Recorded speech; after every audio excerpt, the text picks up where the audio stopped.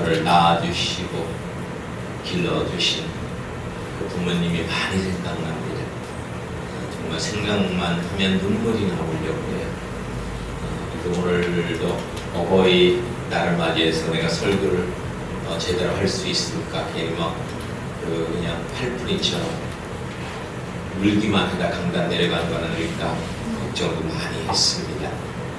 제가 설교를 하다가 조금 팔풀이 짓을 해도 그런가 보다 쟤는 그래 이렇게 생각하시면 될 것 같아요. 성자가 된 시골 촌뜨기 목수.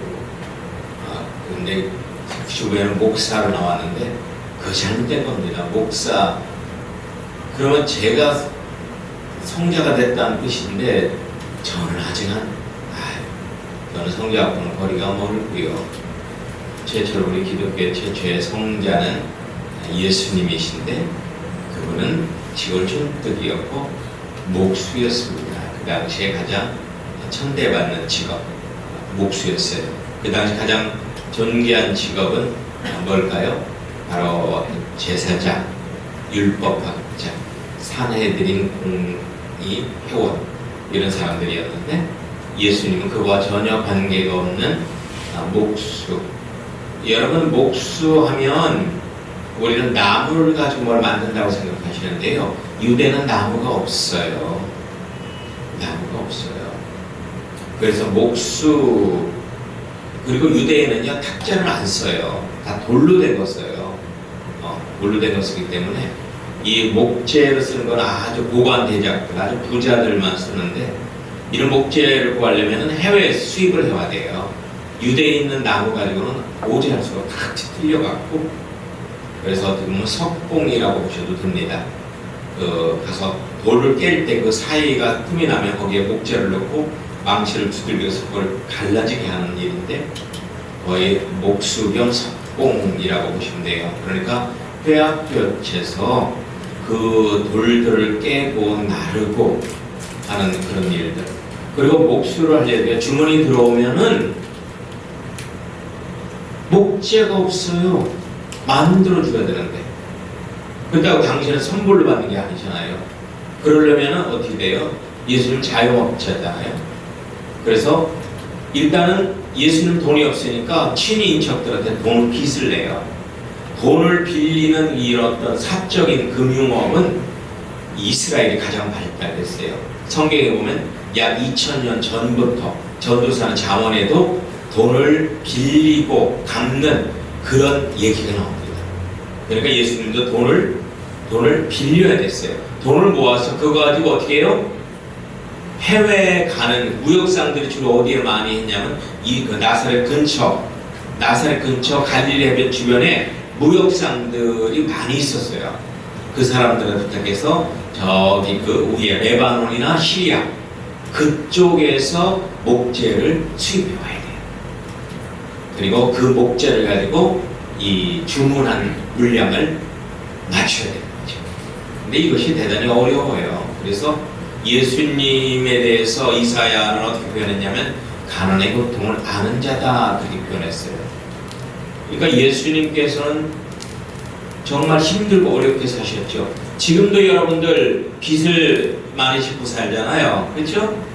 우리나라 사람들이 코로나 겪고 나서 한 사람당 평균 빚이 5천만 원이래요. 5천만 원. 그러니까 여러분들은 5천만 원 빚이 안 되는 분은 나는 부자다 생각하시면 돼요. 내 개인적으로 5천만 원이 안 되는 분 한번 손 들어봐요. 집이 아니라 개인적으로 5천만 원이 안 되는 분 한번 손 들어봐요. 난 개인적으로 5천만 원 빚을 지지 않았다. 개인적으로. 왜 손 안 들고 그래? 저기 유현웅 목사님 이분들 명단 작성해서 우리 세부천 교회 지금 리모델링 하고 있는데 뭐 후원금 받아낼 수 있도록 빚도 없는 사람들이 그 후원금 좀 내야죠. 저도 5천만 원이 넘더군요. 뭐 코로나 겪고 이상하게 왜 내가 내 쓴 것도 없는데 5천만 원이 넘더라고 빚이 제 이름으로 하고. 예수님도 마찬가지였어요. 예수님은 사람들이 알기에 예수님은 기도 없이 살았을 거다. 누구한테 돈 내고 돈 좀 빌려주세요 안 했을 거다. 아니에요. 이었어요. 예수님 빚 있었을 거라고는 확신해요. 당시에 자영업을 하면서 빚을 안 질 수가 없어요. 여러분 자영업 하는 분은 알 겁니다. 자영업을 하면 빚을 안 질 수가 없어요. 세금도 많이 내야 되고 자영업을 하기 위해서 기본적인 어떤 물량을 갖춰야 되잖아요. 돈이 어디 있어요? 목돈이 없잖아요. 그럼 빚을 해서 물량을 갖춰놓고 그걸 팔아야 되는데 팔아도 어떻게 돼요? 팔아도 돈이 회수가 돼야 되는데 회수가 안 돼요. 그리고 자영업을 하게 되면은 돈을 회수를 하면은 그걸 차곡차곡 모아서 목돈 만들어서 빚을 갚아야 되는데 이게 또 안 돼요. 돈 들어오면 바로 쓰기 바빠요. 그렇게 하다 보니까 악순환이 계속되면서 계속 빚이 쌓이게 되는 거죠. 우리 예수님이 그러셨을 거예요. 정말 예수님은요, 남들 생활하고 다르게 살았을까요? 남들과 똑같이 살았을까요? 남들과 똑같이 살았어요. 나사렛에서 예수님 저 사람 참 근면성실해. 저 사람 참 돈도 잘 벌어. 실력이 있어. 그리고 저 사람 참 회당에 열심히 와서 그 말씀도 잘 읽고 기도도 잘해. 그리고 절대도 잘해. 참 저 사람 신앙적으로도 훌륭해. 라고 예수님에 대해 평가한 사람 한 명도 없었어요. 한 명도 없었어요. 예수님 한마디로 뭐예요? 존재감이 없어요. 여러분 여기에 놀라운 천국의 비밀이 있습니다. 여러분 천국 가려면 내 존재감이 어떻게 돼야? 없어야 돼요. 내 존재감이 있으면 천국 못 가요. 내 존재감이 없다는 건 뭐예요? 나를 낮춰야 돼요.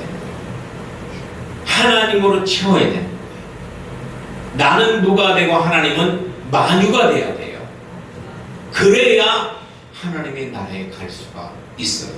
하나님의 나라는 존재감이 있는 나라가 아니에요. 하나님의 영광으로 충만하고 하나님의 존재감으로 충만한 나라예요. 내가 없어요. 그래서 하나님의 말씀에 전적으로 순종할 수 있는 나라죠. 여러분 오늘 어버이날을 맞이해서요, 우리는 이 한 가지를 하나님께 묻고 싶어요. 하나님은 효자십니까? 묻고 싶어요. 그렇죠? 하나님께서 인간이 되신 분이 예수님이잖아요. 우리 예수님은 효자일까? 근데 사람들은요, 예수님이 효자이냐 마냐 그게 뭐가 중요해 이렇게 생각해요. 그런데 너무나 중요합니다. 이 효도라는 것이 신앙적으로나 영성적으로나 성경적으로 대단히 중요해요. 대단히 중요해요. 예로부터 우리 대한민국, 한반도죠. 대한민국은 효도를 국가의 주요한 정책으로 삼았습니다. 예로부터 국가의 모든 고관 대작이라 할지라도 그의 부모가 죽으면 무조건 영의정의정 좌의정의정 다 내려놓고 부모님의 묘지 옆에 초가집을 져놓고 3년상을 치렀어요. 오직 옷 한 벌에 하루 한 끼만 먹으면서 그 더위 그 추위를 참으면서 3년상, 그리고 아침 점심 저녁 꼭 가서 묘지에 부모님께 절을 하면서 3년상을 치렀습니다. 이렇게 하는 나라는 전 세계에서 우리나라밖에 없어요. 우리나라만 그렇게 합니다. 우리나라만. 이것이 바로 우리나라 한민족의 복을 받는 분명한 이유예요. 우리나라가 왜 복을 받느냐? 바로 효도 때문입니다. 예로부터 대한민국을, 한국을 뭐라고 해요? 우리나라를 동방예의지국, 이건 뭐예요? 부모를 특별히 공경하고 사랑한다, 그런 의미를 가지고 있어요. 효도하는 문화가 대한민국을 이토록 잘 사는 나라로 만든 겁니다. 근데 우리는 그것을 잊고 살아요. 그래서 지금 이렇게 내가 잘 먹고 잘 사는 건 바로 부모님을 공경하고 효도하기 때문이다를 잊고 살다 보니까 오히려 부모님을 괄시하고 멸시하고 그리고 부모님을 냉대하는 경우가 너무나 많습니다.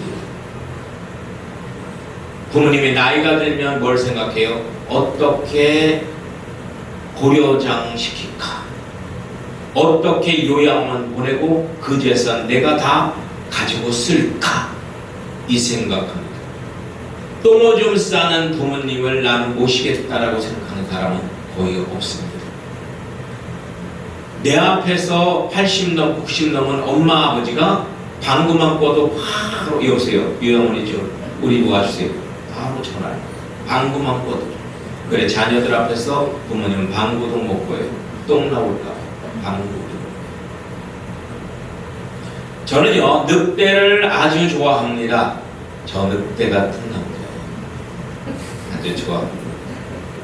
세월철교회 목사는 늑대 같은 남자라는 거 잊지 마시기 바랍니다. 여러분, 늑대는요 절대로 자기보다 약한 짐승을 안 잡아먹어요. 항상 자기보다 강한 짐승을 잡아먹고요.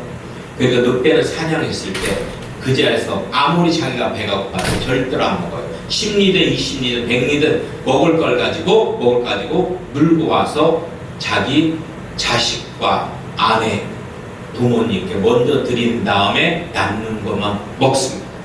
2, 3일 굶어도 자기가 먼저 먹질 않아요.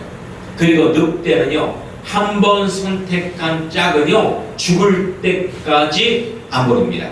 딴 데 눈을 절대 돌리지 않습니다. 그 짝만 바라봅니다. 그리고 가장 중요한 거, 늑대는요 나이가 되면 독립을 합니다. 독립을 하는데 독립해도 꼭 정기적으로 부모님께 찾아와서 감사를 표현합니다. 세상에 이런 짐승이 어디 있어요? 늑대만도 못한 인간들이 너무나 많은 세상. 여러분의 담임 목사는 늑대 같은 사람, 얼마나 잘하는 사람입니다. 그리고 어디서 여러분, 우리 목사는 늑대 같은 사람이에요. 우리 교회 꼭 오세요. 이렇게 전도 꼭 하시기 바랍니다. 이 베드로 이렇게 했다고 진짜 가서 또 그렇게 해야 되겠네.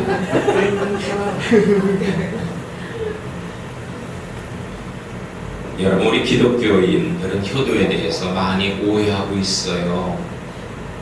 효도는 세상적인 것이다. 예수를 잘 믿으면 오히려 부모를 멀리해도 된다. 그렇게 생각하고 있어요. 그러나 그것은 잘못된 생각입니다. 효도는 우리 기독교의 기본적인 행동 지침입니다. 얼마나 중요한지 10계명에 2번이나 반복되고 있어요. 10계명에는 영의 부모이신 하나님에 대한 효도와 육의 부모에 대한 효도가 나와 있습니다. 그리고 하나님께서 우리에게 번영을, 형통을, 성공을 약속한 유일한 계명이 뭐냐? 부모님을 공경해라. 그러면 내가 너에게 무병장수 형통의 복을 주겠다. 얼마나 부모님이 중요하면 하나님께서 그렇게까지 특별 보너스를 제안하시겠어요. 여러분, 모든 생명체는 자녀를 낳았을 때 무엇이 나오냐면요, 특별한 호르몬이 나와요. 아주 특별한 호르몬. 저는 이것을 아가페 호르몬이다, 또는 예수 호르몬이다, 여호와 호르몬이다, 천국 호르몬이다, 이렇게 말하고 싶습니다. 자식 낳아놓고 그 자식이 사랑스럽지 않고 이 자식을 위해서 내가 기꺼이 희생해야 된다라고 생각하지 않는 부모는 없습니다. 저는요, 개가 새끼 낳는 걸 많이 지켜봤어요. 진짜 새끼를 낳고 그 새끼를 다 핥아주잖아요. 그 쎄었던 그 껍질이 그 어떤 표피를 다 핥아서 그걸 갖다가 해주는데 얼마나 지극정성으로 해주는지. 그리고요, 개는요, 보통 개들은 한 조그만 개는 몇 마리 안 낳지만 큰 리트리버 같은 개는 10마리 이상 낳거든요. 그러면 그 10마리 이상들이 젖을 먹으면은요, 8킬이 돼요. 그리고 걔는 몸무게 10kg 이상이 쫙 빠져버려요. 뼈다귀만 남아요. 그래도 오면 얼마나 정성스럽게 새끼가 오면 쫙 누워서 먹을 수 있도록 그렇게 해준답니다. 우리 인간도 마찬가지예요.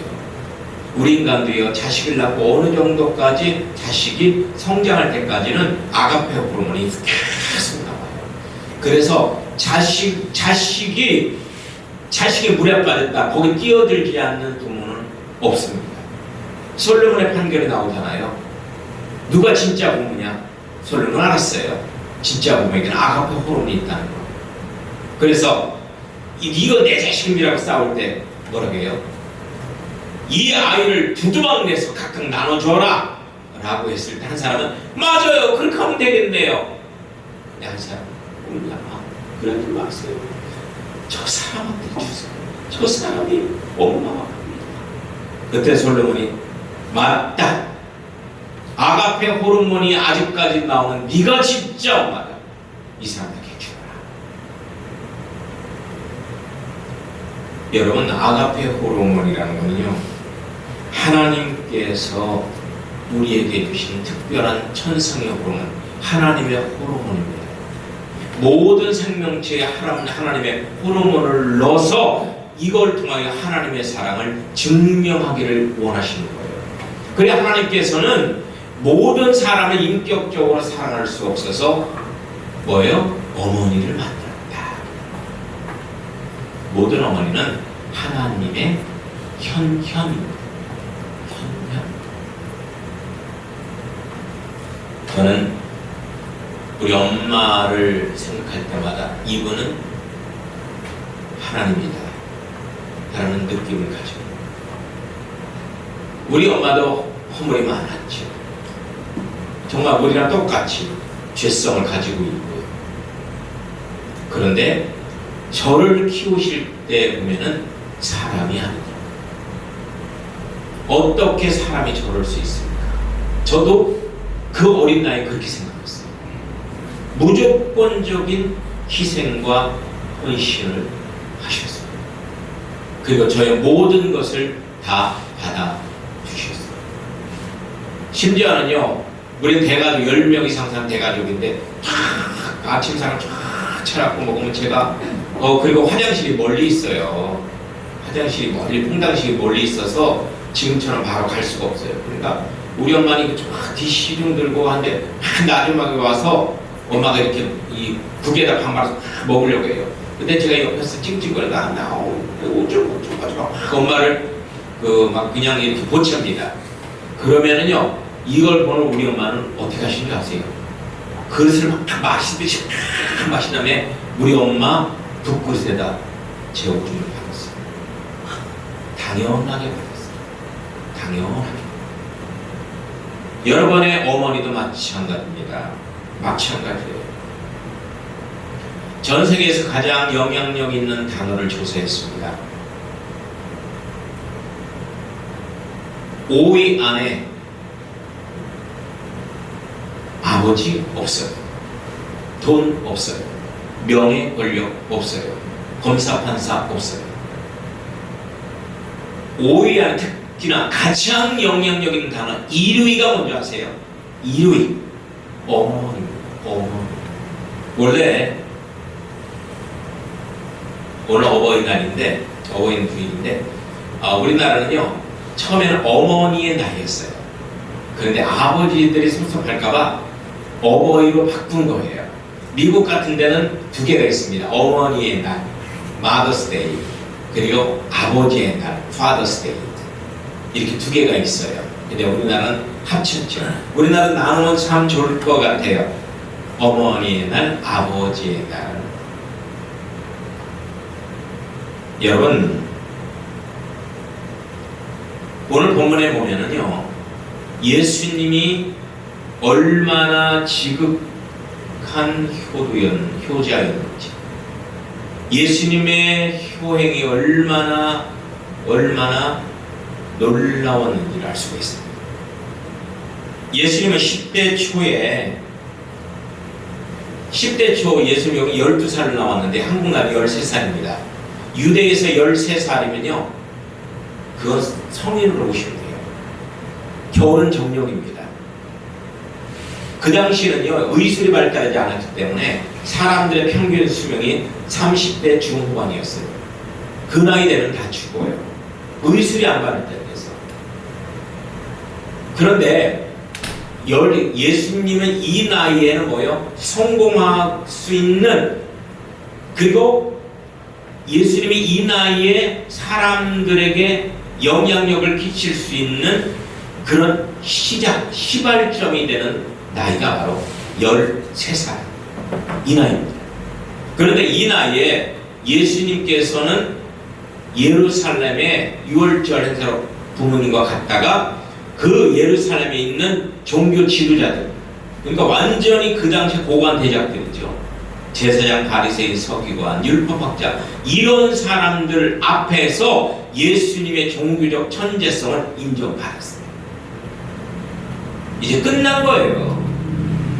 예수님은 이제 성공만 하면 돼요. 예수님의 앞날은 탄탄대로입니다. 이때 예수님은 과감하게 부모를 떠나서 자기의 어떤 멘토를 찾아가야 돼요. 이 사람들은 거기 종교 지도자들 예수님에 탐냈어요. 나한테 와라. 그런데요, 놀랍게도 예수님은요, 다시 나사렛으로 부모를 따라 돌아갔고, 그리고 그곳에서 30살 때까지 아무 일 없이 조용히 살았어요. 얼마든지 예수님은 10대 초에 위대한 일을 할 수가 있었습니다.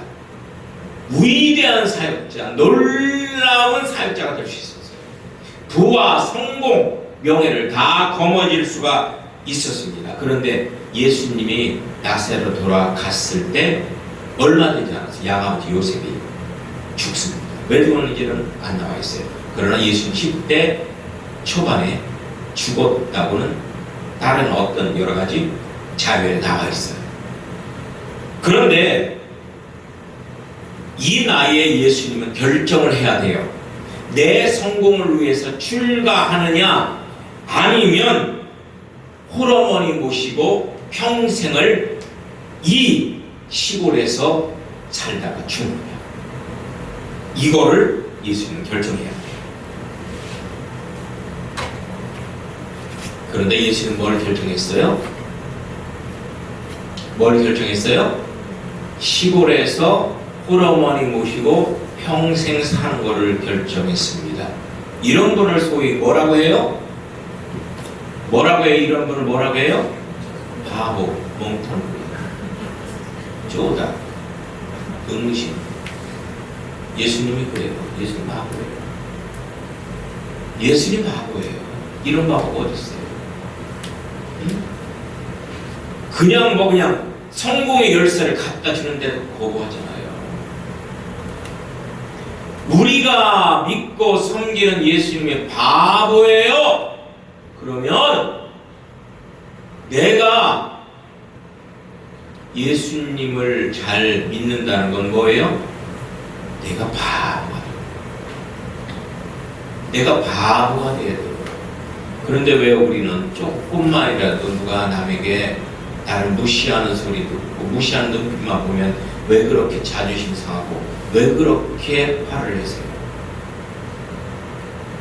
나의 하나님이자 나의 왕이자 나의 주님이 바보면은 나도 바보가 돼야지. 안 그래요? 그렇잖아요. 엄마가 키가 작으면, 자식이 키가 작으면 왜 자랑스러워해야지? 저는 지금에서야 자랑스러워요. 그전에는 우리 아버지 뒤를 닮았거든요. 왜 이렇게나 키가 작아요? 우리 아버지는 그 어떤 그 분이 그러더라고요. 아이고, 키 크려고 노력하지 말아요. 키 큰 거 씨야, 씨가 작아. 아, 그 말 들으니까요 엄청 화가 나요. 그 말을 하는 그 사람들이 가서 취업하고 싶어요. 그래서 저는 아버지도 원망을 많이 했어요. 왜 이렇게 씨가 작아서. 나도 씨가 작아. 근데 여러분, 부모를 닮은 것, 그것 가지고 기뻐할 수 있는 사람이 진짜 효자예요. 진짜 행복한 사람이에요. 부모가 뚱뚱하면 나도 뚱뚱해요. 이걸 기뻐해야 돼. 우리 부모가 되게 공부를 못해요. 나도 공부 못해요. 자랑스럽게 생각해요. 우리 아버지가 돈 개념이 없어요. 나도 돈 개념이 없어요. 이거 정말 기뻐해야 돼요.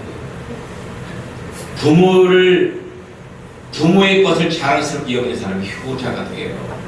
부모의 것을 부정하면 효자 못 됩니다. 절대 못 돼요.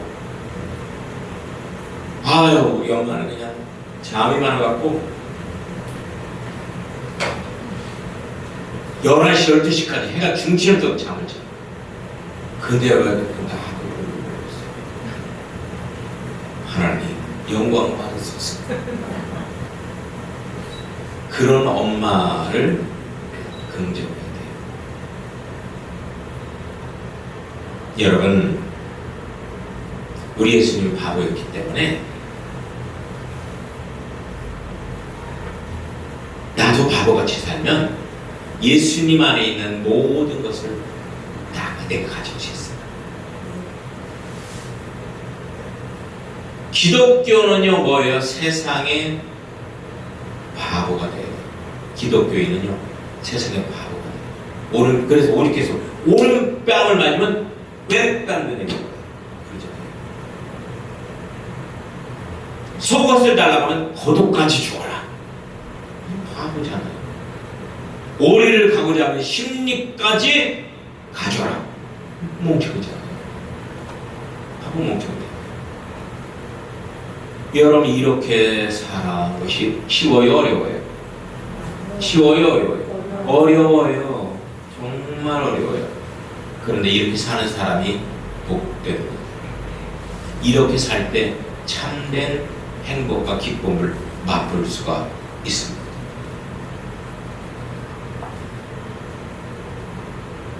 우연히 어느 역에 갔는데 지나가는 사람이 갑자기 오더니 그런 거예요.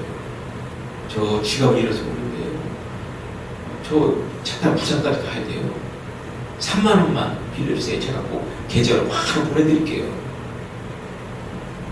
그 말을 듣는 순간 아싸! 저 외쳤어요. 내가 바보 되는 걸 증명할 수 있는 게 얼른 3만 원 줬어요. 그러니까 그분이 눈을 딱 깜깜하게 저를 쳐다보는 거예요. 꼭 보내줄게요. 아니에요. 안 보내줘도 돼요. 보내주셨는데 안 보내, 그건 알아서 하시고요. 그냥 저는 3만 원이 있어서 드리는 거예요. 저는 바보거든요. 돌려버렸어요. 그러니까 그분이 그 다음날에 저한테 돈을 안 보냈어요. 그래서 저는 제가 바보라는 걸 다시 증명했어요. 참, 나는 바보다.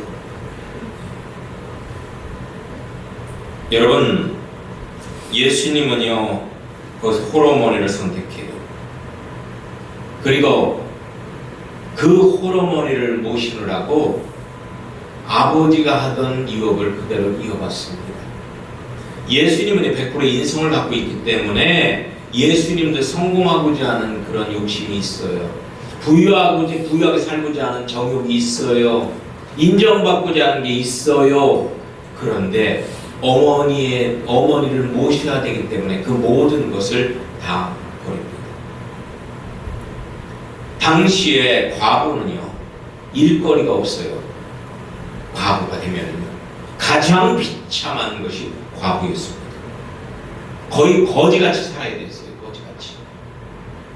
그래서 예수님은 내가 나의 성공을 위해서 떠나가면 내 어머니는 남은 생애를 비참하게 힘들고 어렵게 살 것이다.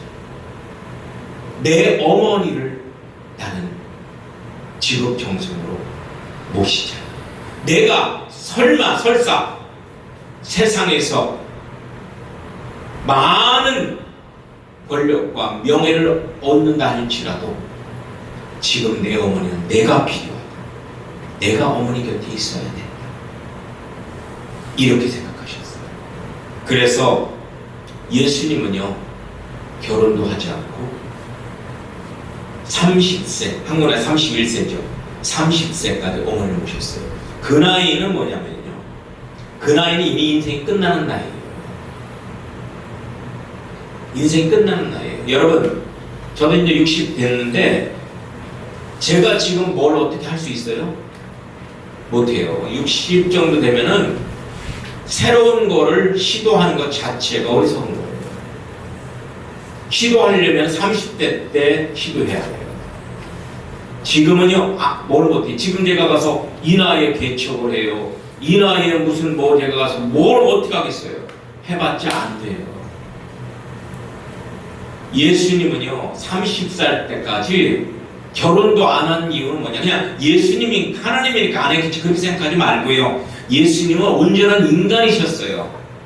그리고 당시의 결혼은 자연스러운 거고, 그리고 결혼한다는 것은 비성경적인 게 아니잖아요. 성경적이잖아요. 그런데 문제는 뭐냐면 예수님이 결혼을 하면 어떻게 해요?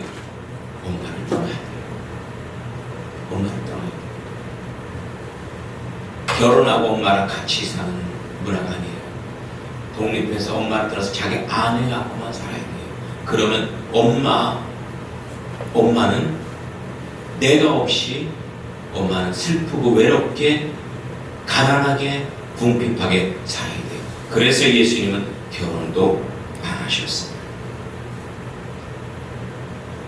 예수님은 기독교의 모델이자 최초로 성자가 된 인물입니다. 그런데 예수님이 성자가 된 비결은 오병이어의 기적을 베푸고 바다 위로 걸어 다니시고 병자라고 귀신을 쫓아내고 거기서 찾으면 안 돼요. 예수님은 이미 30살 때 세례 요한으로부터 세례를 받으면 그때 예수님은 거룩이 완성되셨어요. 그러니까 예수님의 거룩은 어디서 찾아야 되느냐?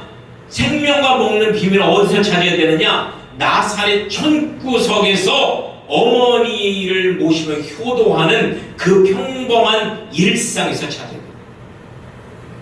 그 평범한 일상 속에 거룩의 비밀이 있다는 거예요. 여러분이 가장 빨리 성장하고 천국을 경험할 수 있는 곳이 어디냐? 가정이에요. 술 먹고 매일 새벽 1-2시에 들어오는 남편에게서 천국의 비밀이 있고, 허구한 날 청소사라고 하면 그거 갖다가 허구한 날 친구들이랑 나가서 그 떡볶이 사 먹고 PC방에 가고, 학교 간다고 갔다가 중간에서 옆으로 새고, 그런 문제 많은 자식에게서 천국의 비밀이 있고요. 그리고 정말로 나약하고 소시민적이고 혈기 많고 교만한 내 자신에게도 천국의 비밀이 있다는 거예요. 천국의 비밀은, 천국을 경험하는 것은 멀리 있지 않아요. 지금 이 순간 나의 가정 속에 그 모든 것이 있어요. 할렐루야. 여러분, 우리가 섬기는 예수님은요, 세상 역사에 뭐로 기록되어 있느냐? 대역 죄인으로 기록되어 있어요. 십자가형으로 죽은 대역 죄인. 여러분, 십자가는요, 십자가에서 3일 동안을 매달아 두는데 그 근처도 사람들을 가길 꺼려했어요. 그거 바라보면 저주받는다고 생각했어요. 재수 없다고 생각했어요. 그런데 그 십자가 정중앙에 우리의 주님이, 우리의 구원자 예수님이 매달려 있어요. 그러니까 가장 세상에서 가장 암울하고 어둡고 더럽고 천한 그 속에 예수님이 있다는 거예요. 그 속에 천국이 있다는 거예요. 예수님의 영성의 핵심은 금욕이나 절제나 신비나 명상이나 영적 행실이 아닙니다. 임건 예수님은요, 보통 사람 이상으로 하지를 않았어요. 보통 사람 이상으로 하지를 않았다. 그리고 우리는 거기에서 영적 성장의 비밀, 행복의 비밀을 찾으면 안 되고요. 어디서 찾느냐? 평범한 일상적 삶. 그리고 예수님이 자기가 하고 있는 일에 대해서 성실하게 30년간 일했거든요. 그 성실함, 그리고 가장 중요한 거예요. 어머니에 대한 인격적 효도. 어머니에 대한 인격적 효도에서 우리는 천국의 비밀, 행복의 비밀을 찾아야 합니다. 할렐루야. 예수님은 죽을 때도요, 예수님은 공생의 3년 동안 그런 어머니를 나사렛에다 버리고 그랬을까요? 아니에요. 예수님 항상 따라다니던 여인이 몇 명이 있어요. 누구냐? 첫 번째 막달라 마리아, 두 번째 요한나, 그리고 세 번째가 어머니 마리아예요. 그 어머니는요, 막달라 마리아나 요한나 이런 사람들 지극정성 성경 늘 예수님을 따라다녔어요.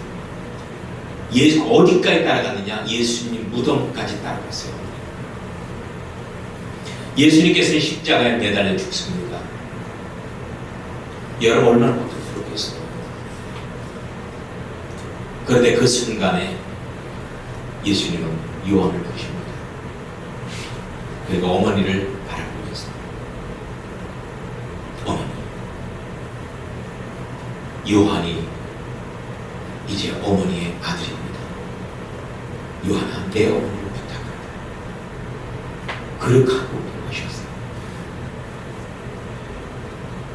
사도 요한이 예수님의 12제자 중에서 100세까지 건강하게 살았던, 자연사했던 유일한 사람이 사도 요한입니다. 왜 그렇게 했을까요? 어머니 마리아를 끝까지 모시라고 사도 요한은 순교하지 않았어요. 여러분, 당시에 사도 요한의 영향력은 제일 컸어요. 그래서 제일 먼저 목 잘려 죽을 수 있는 블랙리스트 1호 대상이 사도 요한이었습니다. 그런데 이게 웬일입니까? 사도 요한 죽여를 가마솥에 넣고 삶아도 안 주고, 불에 넣고 구워도 안 주고, 무슨 짓을 해도 안 주는 거예요. 그 이유가 뭐냐? 사도 요한은 살아야만 돼요. 왜요? 예수님의 어머니를 모셔야 돼요. 그래서 에베소에서 목회하면서 그 사도 요한은 정성을 다해서 예수님의 어머니 마리아를 친어머니처럼 모십니다. 그리고 에베소 언덕에다 그 어머니를 돌아가실 때 안치합니다. 그리고 나서 얼마 되지 않아서 사도 요한도 자연스럽게 죽습니다. 여러분, 정말 사도 요한은요, 자기의 사명이 온 세상 다니면서 말씀 전하고 기적하는 거라고 생각하지 않았어요. 예수님의 어머니 마리아를 잘 모시는 것이 사명이라고 생각했어요. 그래서 예수님의 제자들은 다 멀리 가서 복음을 전했어요. 심지어는 인도까지 가서 복음을 전했어요. 근데 사도 요한은요, 그 에베소 지역을 거의 떠나지 않았어요. 예수님의 어머니를 모셔야 했기 때문에 그렇습니다. 영국에 영웅이 있죠. 누구예요? 윈스턴 처칠. 저 시원한 물 좀 줄래요? 어머니 같은 마음으로 이혼하다가 고마워요. 이혼이 있지 않을게. 물 좀 달라고 했을 때 엉덩이를 들은 유일한 사람이에요. 우리 요한은. 복이 있을지어다. 자, 또 한 번 복을 받게 해줄까요? 저 1000만 원이 필요해요. 아무도 스마트폰 안 되네. 계좌이체를 할 생각도 들어네. 그래도 복이 있을지어다. 여러분, 윈스턴 처칠 그 분이 2차 세계대전을 승리로 이끌었던 주역입니다. 윈스턴 처칠이 없었으면요, 영국은 이미 역사에서 사라져버렸을 거예요. 왜냐하면 당시에 독일과 영국의 경제력과 군사력은 비교가 불능할 정도로 독일이 월등했습니다. 특히나 독일 같은 데는 해군력과 공군력가 세계 최고였어요. 거의 매일마다 천여 대의 비행기들이 런던을 폭격하는 겁니다. 매일마다. 영국의 모든 사람들이 항복하자고 그랬어요. 그런데 끝까지 처칠이 외쳤던 거예요. 여러분! Never give up! 여러분, 포기하지 마십시오. 끝까지 견디십시오. 우리는 이길 수 있습니다. 그렇게 외쳤던 사람이에요. 그런데 지도자의 마음가짐은 그렇게 중요해요. 지도자가 포기하지 않은 국민은 안 포기해요. 지도자가 포기하는 국민도 포기해요. 그래서 결국은 2차 세계대전 승리로 이끌었는데 전 세계에 이목이 집중이 됐어요. 그래서 전 세계 기자들이 윈스턴 처칠의 지금까지 살면서 10대 스승을 조사해서 그걸 발표를 했습니다. 윈스턴 처칠을 이렇게 되기까지 윈스턴 처칠을 위대한 사람을 만든 10명의 스승 하는데 그걸 본 윈스턴 처칠은 얘기합니다. 아닙니다. 이 10명 명단에 저의 스승이 없습니다. 저의 가장 위대한 스승은 나의 어머니입니다. 나의 어머니입니다.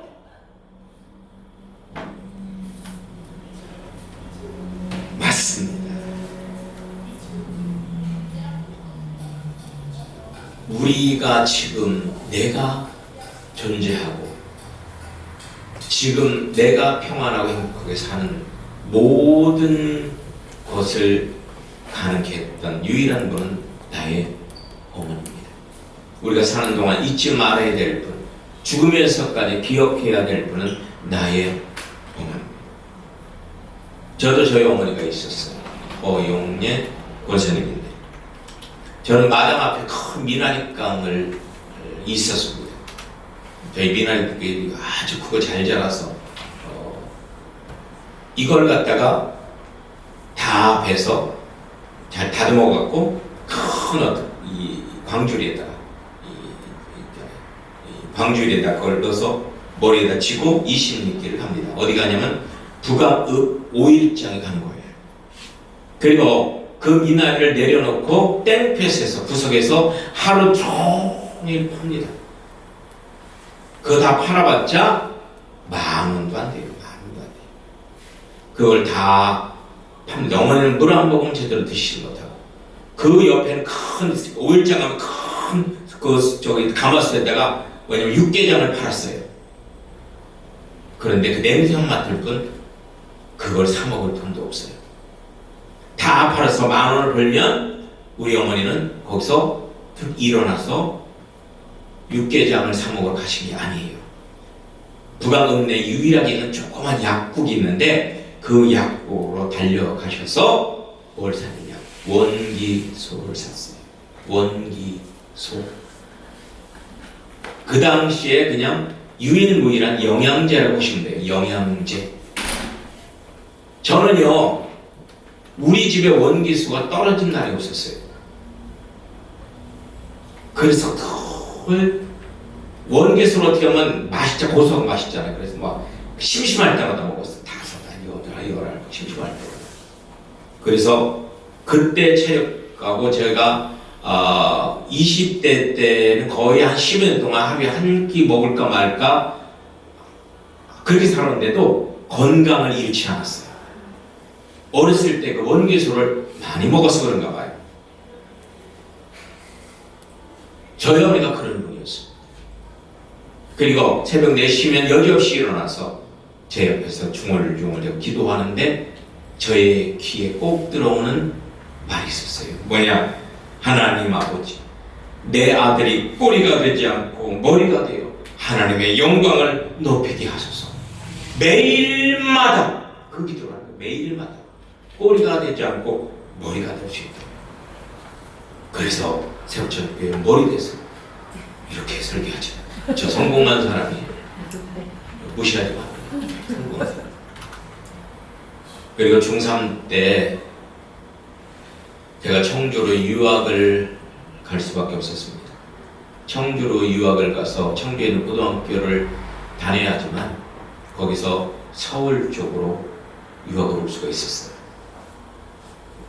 그래서 저는 엄마한테 엄마, 나 청주에 가서 친구들이랑 자취해야 될 것 같아요. 그렇게 이야기를 하니까 저희 엄마는 그 말이 나오자마자 바로 제 손을 꼭 잡더니 그러는 거예요. 야, 안 돼. 엄마가 할게. 엄마랑 같이 가자. 엄마가 네 뒷바라지 해주면 되잖아. 나는 없이 못 살아. 엄마가 할게. 저는 살면서 저 없이 못 산다는 사람 딱 두 사람 만났어요. 우리 엄마, 우리 마누라. 저 없이 못 산대요. 저 없이 밥도 못 먹고 아무것도 못 한대요. 왜냐하면 제가 밥을 해줘야 되기 때문에. 그래서 저는 끝까지 기도를 끝까지 있게 해주세요. 그리고 죽을 때도 제가 아내보다 일주일 먼 늦게 죽게 해주세요. 왜냐하면 아내 상을 치러야 되니까. 저 없이는 누가 아내 상을 치러야 돼요. 아내 상을 치르고 다 한 다음에 저도 죽을 수 있도록 해주세요.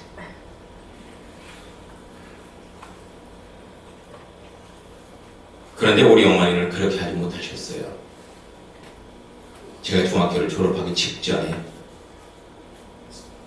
뇌출혈로 사망하셨거든요. 소충하셨거든요. 한 번에 중학교 2학년 때 어버이날을 맞이해서 학교에서 어버이 초청 체육대회를 했습니다. 초대장을 다 나눠줬죠. 어머니 모시고 와라, 부모님 모시고 와라. 그런데 저는 그걸 저희 어머니에게 보여줬을까요? 안 보여줬어요. 그리고 저희 아버지는 모시고 갈 수가 없었어요. 그때 저희 아버지는 경북 구미에 돈 벌러 가셨어요. 저는 저희 어머니를 학교에 같이 모시고 가고 싶지가 않았어요. 왜냐하면 친구들이 저를 놀릴 게 뻔했기 때문에. 저도 중학교 때 정말 놀림 많이 당했어요. 친구들한테 정말 놀림 많이 당했는데 어머니 때문에 또 놀림 받을 것 같더라고요. 우리 엄마는요, 다른 엄마들보다 10년은 더 늙어 보였어요. 그리고 그러다 보니까 얼굴이 쭉 늘어졌죠. 그리고 저희 엄마는 입술이 두꺼워서 토인처럼 두꺼웠어요. 토인처럼 두꺼워갖고 정말 보면은요, 완전히 90 먹은 할머니예요. 할머니. 아주 못생긴 할머니. 얼굴이 시커매갖고. 그래서 아침 새벽에 일찍 저희 어머니가 밥상을 저에게 차려 주셨어요. 그리고 나서 엄마는 밥상 차리고 바로 딴 일 하는데 그날따라 엄마는 제 옆에 이렇게 앉더니 이러는 거예요. 야, 오늘 엄마 학교 갈게? 그 말을 듣는 순간 저는 확 화를 냈어요. 오지마. 나 오늘 학교 안 갈 거예요. 오지마. 그러고 나서 밥 먹다가 말 그냥 밖으로 뛰쳐나갔어요. 저는 너무나 마음이 편치가 않았죠. 그러고 나서 학교에서 체육대회를, 오전 체육대회를 갔을 때 부모님들, 어머니들 와서 재미있게 했어요. 그리고 점심때가 되니까 이 어머니들이 먹을 거 맛있고 많이 싸우잖아요. 싸워갖고 다 자기 자식들하고 그늘에 앉아서 이렇게 맛있게 먹는 거예요. 근데 저는 그렇게 할 수가 없잖아요. 그래서 빈 교실에 가서 그냥 누워 있었어요. 빙구실에 가서 신상탕 하면서 누워 있었어요. 그래서 점심시간이 다 끝나갈 쯤 돼서 제 친구 한 명이 저한테 오더니 그러는 거야. 야, 너 뭐여? 니네 엄마가 너 찾아. 저는 깜짝 놀랐어요. 근데 그 친구가 좀 있다가 저희 어머니를 모시고 오더라고요. 저희 어머니 들어오는데 광주에 뭐가 막 이곳에 오시고 아무 말도 없이 그리고 제 앞에 광주를 내려놓고 그걸 찾아주는데 그 광주리에는 엄마가 좋아하는 거 하나도 없었어요. 제가 좋아하는 쌀로 새우 넣은 아우 비름나물 무침 그리고 고추장도 가마솥에다 바짝 고소하게 구운 밥 제가 좋아하는 것만 싸서 오셨어요. 저는 너무나 배가 고프기 때문에 엄청 먹었죠. 그런데 저희 어머니는 아침도 안 드시고 점심도 안 드시고 26개를 그 무거운 거 짊어지고 오셨으면서 가만히 지켜보는 것이고 그리고 어머니는 그거를 제가 먹는 걸 보고 그렇게 느껴하셨어요.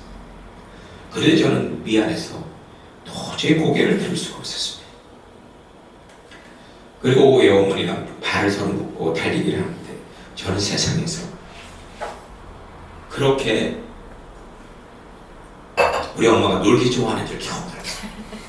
저는 저희 어머니 못 놀 줄 알았어요. 그냥 엄마라고만 생각했어요.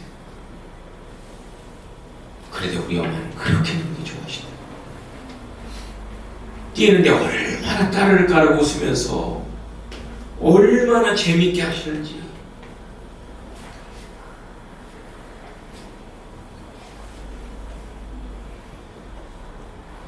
여러분, 우리들의 어머니는요, 나의 어머니이기 전에 평범한 여자입니다. 이뻐지고 싶고, 인정받고 싶고, 맛있는 거 먹고 싶고, 놀고 싶어 하는 그런 분이에요. 한 번은 저희 어머니가 장에 갔다가 제 원기수랑 조그만 등동 구이물을 사왔어요. 근데 그걸 사온 거 보고 저는 기가 막혔습니다. 아, 엄마도 이런 거 발라? 이게 뭐라고 이런 걸 발라? 그런데 그것이 저에게 제가 한 말 중에 가장 큰 실언이었어요. 우리 어머니는 여자였어요. 땡볕에 살이 타고 노화가 되고 그래도 둥둥 그림물을 바르면 기뻐하는 어머니였어요. 저는 그런 어머니를 왜 주일날 교회 갈 때마다 분칠을 하고 분이 다 뜨는 걸 그칠하고 가는지 오히려 꼴불견이다 그렇게 생각했어요. 제가 얼마나 불효자였는지 몰라요.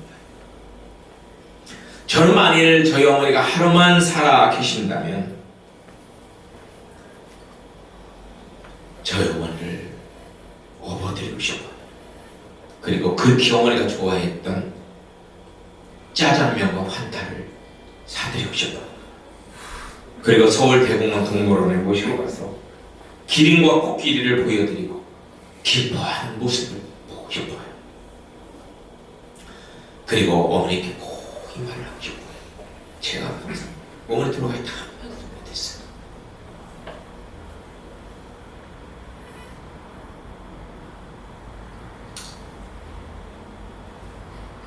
정말 미안합니다. 정말 곱습니다. 이 말을 꼭 하고 싶습니다.